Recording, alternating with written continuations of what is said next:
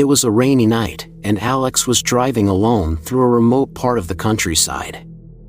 His car's headlights cut through the thick fog as he navigated the winding roads. He was heading home from a long day at work and was eager to get there. As he turned a corner, he saw a figure standing by the roadside, drenched and shivering. The person was an older man, looking lost and desperate. Alex felt a pang of sympathy and decided to offer him a ride. "Need some help?" Alex called out as he pulled over. The man nodded gratefully and climbed into the passenger seat. "Thank you," the man said, his voice trembling. "I've been waiting for a while." "No problem," Alex replied. "Where are you headed?" "Just a bit further down the road," the man answered. "My car broke down, and I've been trying to find help." Alex continued driving, the rain pounding against the windshield. He tried to make small talk, but the man remained silent, staring out the window with a troubled expression. As they drove, the man's gaze seemed to grow more intense. "Do you know what happened on these roads?" he finally asked. "No, what?" Alex replied, trying to keep the conversation light. "A long time ago," the man said quietly, "there was an accident. A family was killed in a crash right here. Ever since, people say the spirits of the deceased wander these roads, looking for help." Alex felt a chill run down his spine but laughed it off. "Sounds like just a ghost story." The man didn't respond. Instead, he stared out the window, his face growing more anxious. The fog outside seemed to thicken, and the rain came down harder. Suddenly, the car's headlights caught a glimpse of a figure standing in the middle of the road. Alex slammed on the brakes, and the car skidded to a stop. The figure was a woman, holding a baby in her arms. Her face was twisted in anguish. Alex's heart raced. "What's going on?" he asked, looking at the man beside him. The man's face was pale, and he was trembling. "This isn't right," he whispered. "We shouldn't be here." Before Alex could react, the woman and the baby disappeared, as if they had never been there. The man's demeanor shifted, and he suddenly seemed more agitated. "I need to get out," the man said urgently. "Stop the car." Alex pulled over, and the man hurriedly opened the door and fled into the darkness. Alex tried to call after him, but the man was already gone. Feeling unsettled, Alex continued driving, his mind racing. He noticed the fog lifting slightly and saw a small, old sign by the roadside, "Memorial for the Lost Family." As he drove past, he saw a group of figures standing by the memorial, their faces obscured. Alex's heart pounded as he realized that the figures were not just shadows, they were the spirits of the family mentioned by the hitchhiker.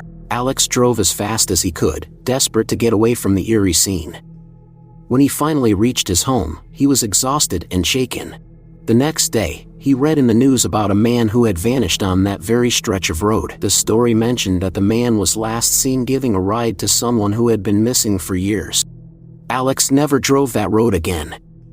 He couldn't shake the feeling that he had helped a lost soul find its way home, or that he had been part of something far more sinister.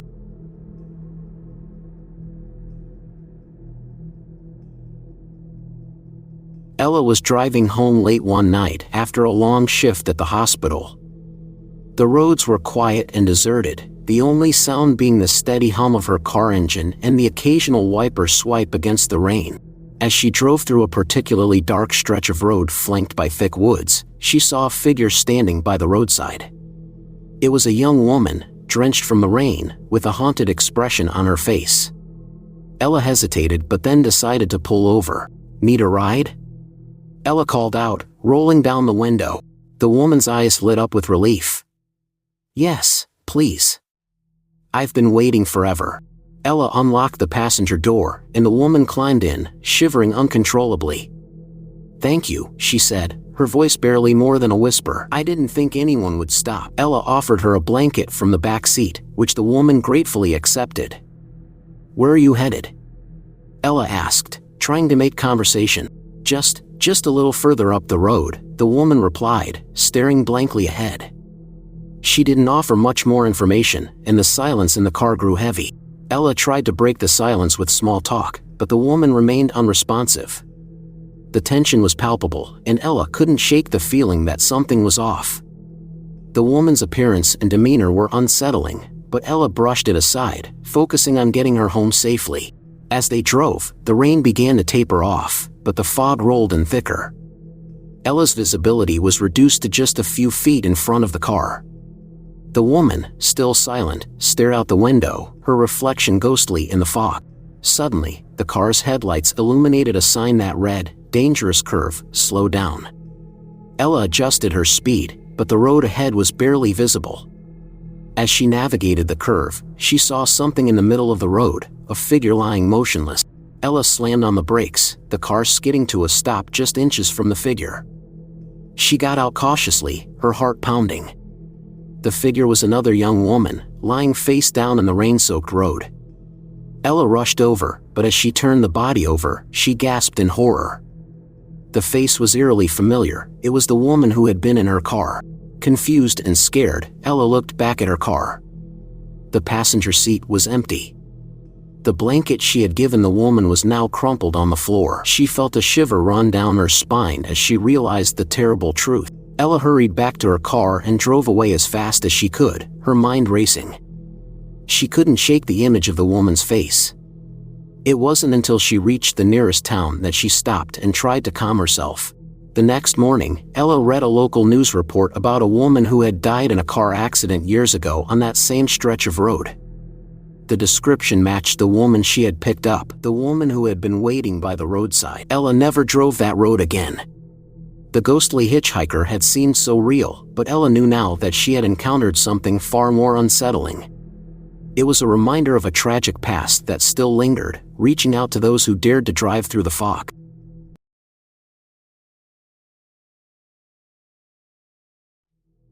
It was a rainy Friday evening, and I was home alone.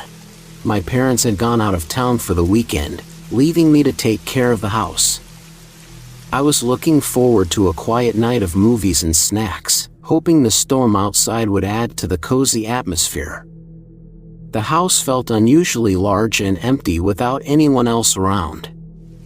As the rain pattered against the windows, I settled into the living room, wrapping myself in a warm blanket.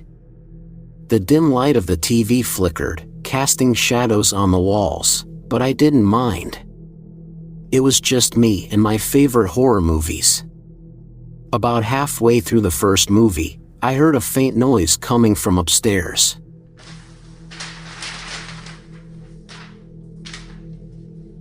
I paused the film, listening intently. The sound was barely audible over the rain, but it sounded like footsteps.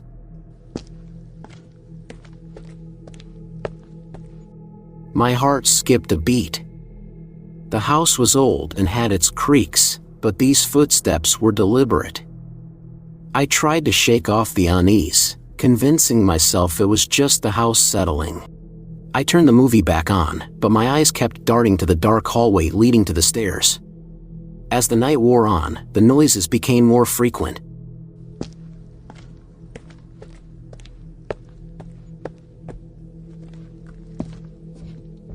It started with the footsteps, then doors creaking open and closing on their own.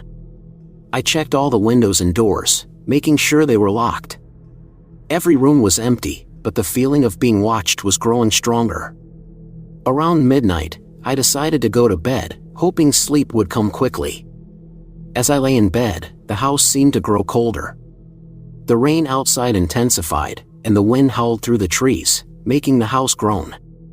I pulled the covers up to my chin, trying to ignore the fear creeping into my mind.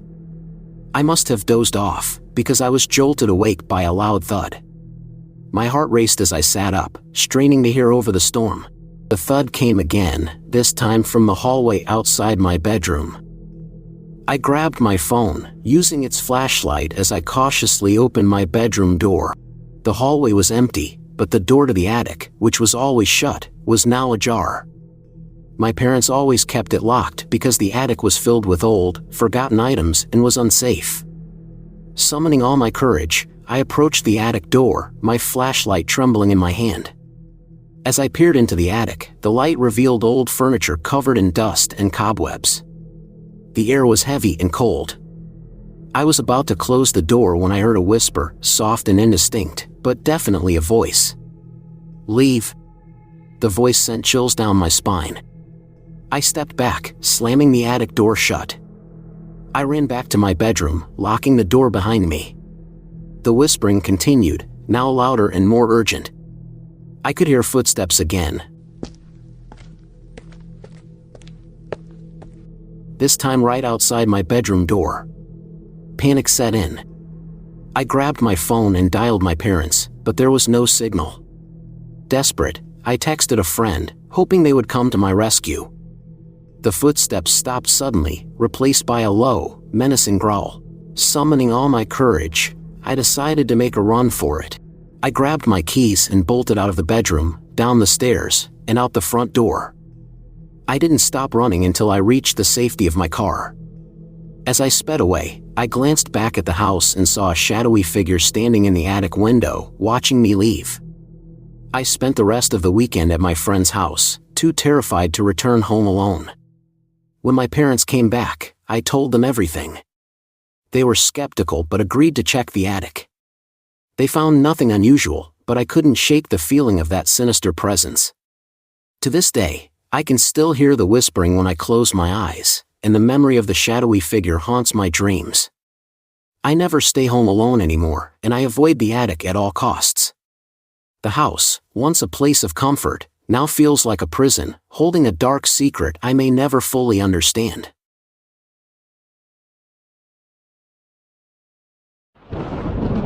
I was home alone on a stormy Saturday night. My parents had gone to visit my grandmother, leaving me to watch the house. The rain pounded against the windows, and the wind howled through the trees, making the old house creak and groan.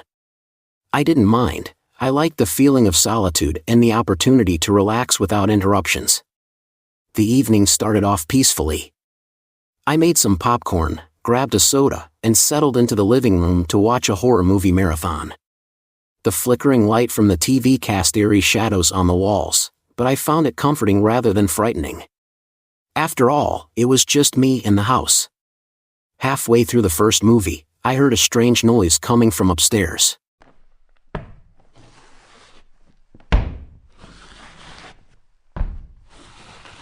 It was faint, like the sound of something heavy being dragged across the floor. I paused the movie and listened, my heart beginning to race. The noise stopped as suddenly as it had started. I told myself it was just the house settling. An old place like this was bound to make some weird noises. Trying to shake off my unease, I resumed the movie, but the atmosphere had changed. Every creak and groan of the house seemed amplified, and I couldn't shake the feeling that I was being watched. The rain intensified, and the wind picked up, making the house feel colder and more menacing. Around midnight, I decided to go to bed. I turned off the TV and headed upstairs, feeling a chill run down my spine as I passed the darkened rooms. I closed my bedroom door, locking it out of habit, and climbed into bed, hoping sleep would come quickly. But just as I was starting to drift off, I heard the noise again.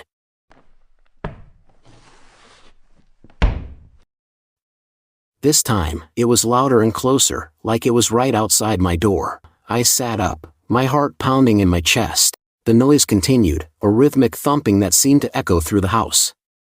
I grabbed my phone and used its flashlight, my hand shaking as I approached the door. Taking a deep breath, I unlocked and opened it, shining the light into the hallway. There was nothing there, just an empty corridor stretching out before me. I stepped out cautiously, scanning the area with my flashlight. The thumping had stopped, replaced by an eerie silence that was almost worse. I decided to check the rest of the house, starting with the attic, where the noise seemed to be coming from. The attic door was slightly ajar, which was odd since it was always kept shut. I pushed it open, the hinges squeaking loudly, and climbed the narrow staircase. The attic was filled with old furniture and boxes, covered in dust and cobwebs. As I shone my flashlight around, I noticed something strange, a large, antique mirror standing in the corner, covered by a sheet. I hesitated, but curiosity got the better of me. I approached the mirror and pulled the sheet off, revealing a tall, ornate frame and a cracked surface. In the dim light, my reflection looked distorted and eerie. I was about to turn away when I saw something that made my blood run cold, its eyes glowing a sinister red. I spun around, but there was nothing there. When I looked back at the mirror, the figure was gone. Trembling, I backed away, nearly tripping over a box. As I reached the attic door, I heard a low, guttural growl. Panic set in, and I fled down the stairs, slamming the attic door behind me. I ran to my room and locked the door, my heart racing. I grabbed my phone and dialed my parents, but there was no signal. Desperate, I texted my best friend, hoping they would come to my rescue. The thumping started again, this time louder and more aggressive.